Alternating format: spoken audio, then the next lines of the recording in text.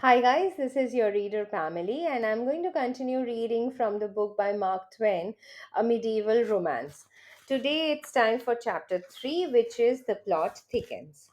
A few months drifted by. All men published the praises of the young Conrad's government and extolled the wisdom of his judgments, the mercifulness of his sentences, and the modesty with which he bore himself in his great office. The old duke soon gave everything into his hands and sat apart and listened with proud satisfaction while his heir delivered the decrees of the crown from the seat of the premier. It seemed plain that one so loved and praised and honored all of all men as Conrad was could not be otherwise than happy. But strangely enough, he was not.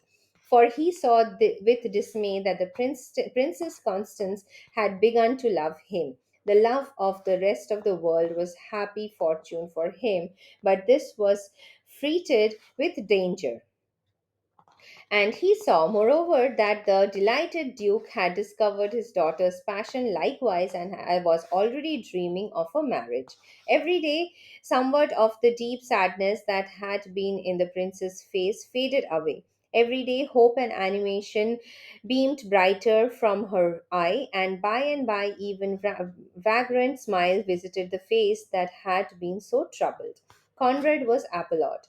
He bitterly cursed himself for having yielded to the instinct that had made him seek the companionship of one of his own sex when he was new and a stranger in the palace, when he was sorrowful and yearned for a sympathy such as only woman can give or feel. He now began to avoid his cousin, but this only made matter worse, for naturally enough, the more he avoided first, the next he startled him. The girl haunted him, she hunted him. She happened upon him at all times and in all places, in the night as well as in the day. She seemed singularly anxious. There was surely a mystery somewhere. This could not go on for far. Sorry, this could not go on forever. All the world was talking about it. The Duke was beginning to look perplexed. Poor Conrad was becoming a very ghost through dreads and dire distress. One day, as he was emerging from a private anteroom attached to the picture gallery, Constance confronted him, and seizing both his hand in hers, exclaimed, "Oh, why do you avoid me? What have I done? What have I said to lose your kind opinion of me? For surely I had it once. Conrad, do not despise me, but pity a tortured heart. I cannot hold the words unspoken longer, lest they kill me. I love you, Conrad. There Despise me if you must, and they would be uttered." Conrad was speechless. Constance hesitated a moment and then misinterrupted his silence. A wild gladness flamed in her eyes, and she flung her arms but his neck and said, "You relent, you relent. You can love me, you will love me.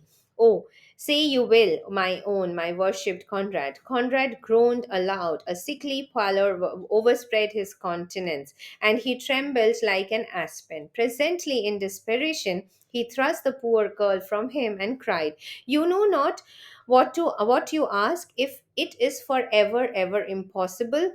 And then he fled like a criminal and left the princess stupefied with amazement.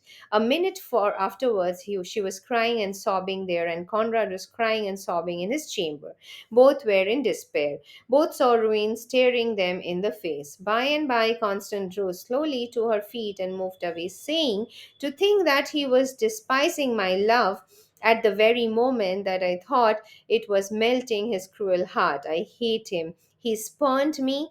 Did this man? He spurned me from him like a dog." Thank you so much, guys. Please like and subscribe.